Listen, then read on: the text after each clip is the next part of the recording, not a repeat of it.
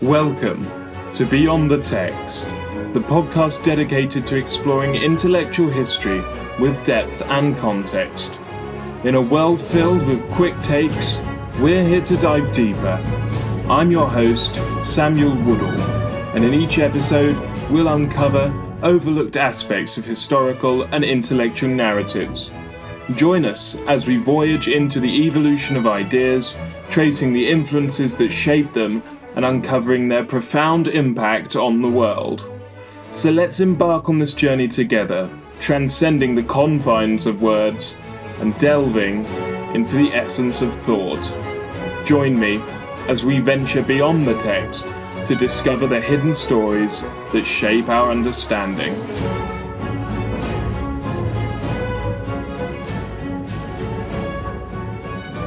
Welcome, listeners, to another episode of Beyond the Text, where we dive deep into the fascinating realms of history, science, and intellectual exploration.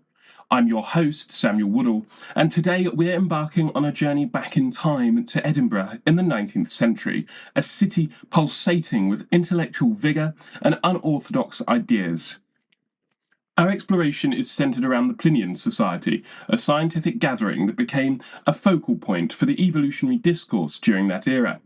But before we delve into the Society's activities, let's acknowledge the guiding influence of Dr. Bill Jenkins, whose supervision in St Andrews has been invaluable in uncovering the nuances of this historical landscape. Now picture this. It's 1826. And the Regius Professor of Natural History at the University of Edinburgh, Robert Jameson, publishes a paper titled A Review of the Lamarckian Theory of Evolution and its Implications for Natural History. This document becomes a cornerstone in the ongoing debate between Lamarckian and Darwinian perspectives. Jameson's critical review played a pivotal role in shaping the discourse on evolution, and intriguingly, despite his endorsement, he never attended the meetings of the Plinian Society, a scientific haven established in 1823 in Edinburgh. The Plinian Society, named after the Roman naturalist Pliny the Elder, held regular meetings where scientific minds like Jameson, Sir Charles Lyell, and Robert Edmund Grant discussed papers covering a spectrum of topics from botany to astronomy. The Society was not only a platform for intellectual exchange, but a hotbed for Lamarckian thought. Lamarck proposed the theory of transmutation, suggesting that species could transform over time through the inheritance of acquired characteristics. Now, let's ask the question, was Edinburgh truly a hotbed of evolutionary thought? The Plinian Society's engagement with Lamarckian theory indicates a city teeming with new ideas. Yet it wasn't confined to Lamarck alone. The Society delved into the works of Cuvier, a pioneer in comparative anatomy and paleontology. Robert Edmund Grant, a Scottish naturalist and comparative anatomist associated with the Plinian Society, explored Lamarckian ideas. The Society's activities also reflected the influence of Erasmus Darwin, an English physician, philosopher, and poet, who presented evolutionary concepts in poetic form. But what makes Edinburgh's intellectual landscape so fertile for unorthodox ideas? The city's historical legacy, influenced by the Enlightenment, encouraged critical thinking and a tradition of intellectual exploration. Medical and scientific institutions, along with a vibrant literary and artistic culture, fostered an environment where unconventional and innovative thinking thrived. The Plinian Society, operating within this progressive atmosphere, facilitated discussions on emerging theories, creating a hub for intellectual exploration and unorthodox ideas. Let's take a moment to explore the influence of Abraham Gottlob Werner, a German geologist whose Neptunism theories gained traction in Edinburgh. The Wernerian Natural History Society, founded in 1808, furthered Werner's ideas, but eventually faced challenges from James Hutton's groundbreaking theory of uniformitarianism. James Hutton, often hailed as the father of modern geology, revolutionized our understanding of Earth's history. His concept of uniformitarianism proposed that the same natural processes observed today shaped the Earth's surface over vast periods, challenging prevailing notions of a young Earth. Now let's navigate through the intriguing feud between vitalist and anti-vitalist or materialist camps within biology. Vitalists, rooted in religious and philosophical beliefs, argued for a unique life force beyond mechanistic explanations.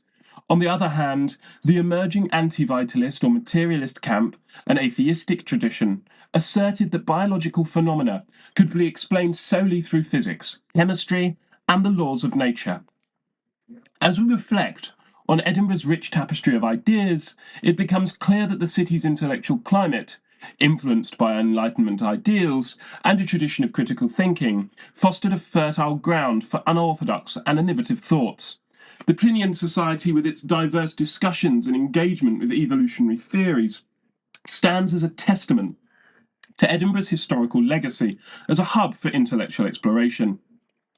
Join us in the next part as we continue our journey through the annals of Edinburgh evolutionary history, uncovering the stories that shaped our understanding of our world.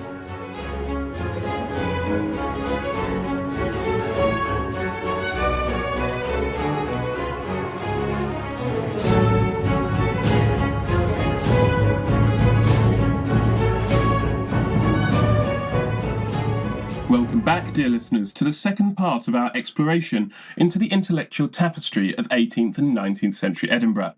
In the previous episode, we delved into the Plinian Society and its role in shaping evolutionary discourse.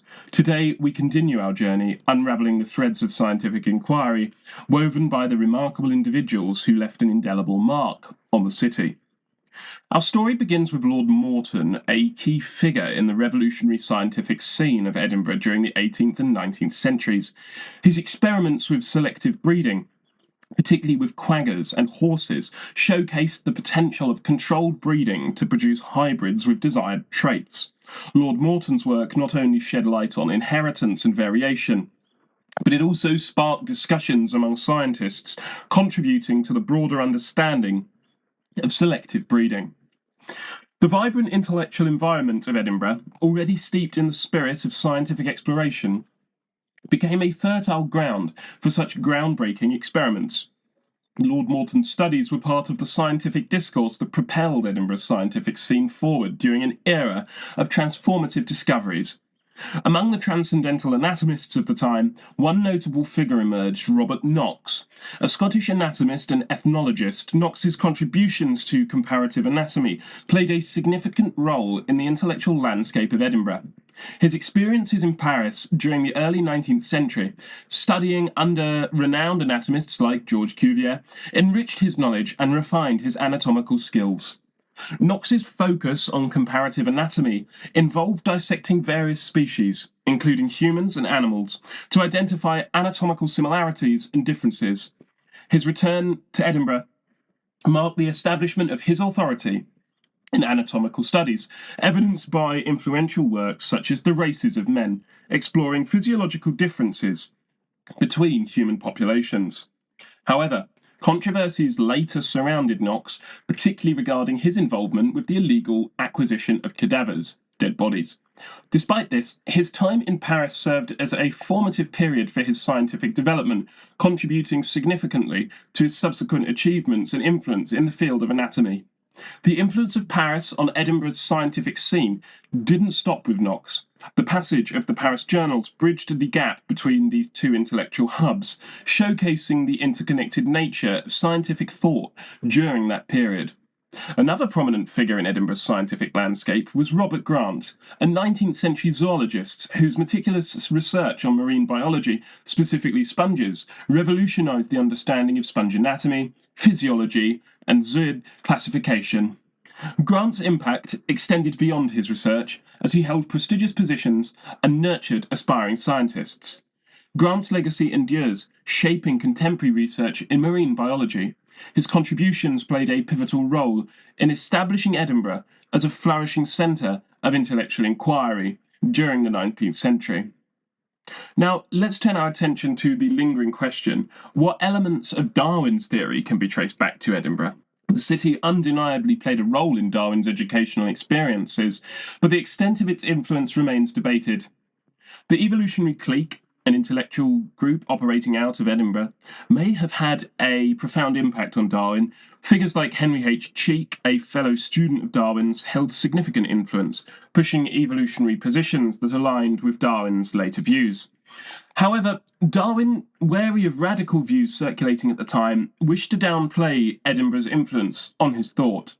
The clash between different scientific ideologies, vividly portrayed by Cheek's criticisms of Jameson and conflicts within the scientific community, reflects the tumultuous nature of scientific discovery during Darwin's time. The Edinburgh scene also witnessed experiments on universal versus non-universal changes in evolution.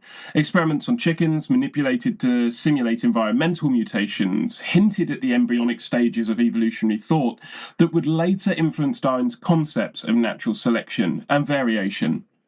But it's important to note the societal and religious backdrop against which these scientific endeavours unfolded.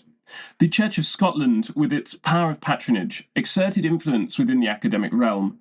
The evangelicals, staunch opponents of evolutionary principles, and the Scottish Free Church added layers of complexity to the intellectual landscape.